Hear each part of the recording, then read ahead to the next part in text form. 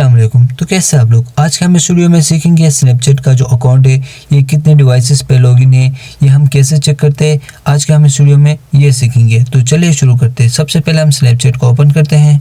Open करने के बाद लेफ्ट साइड के सबसे ऊपर प्रोफाइल पे क्लिक करेंगे।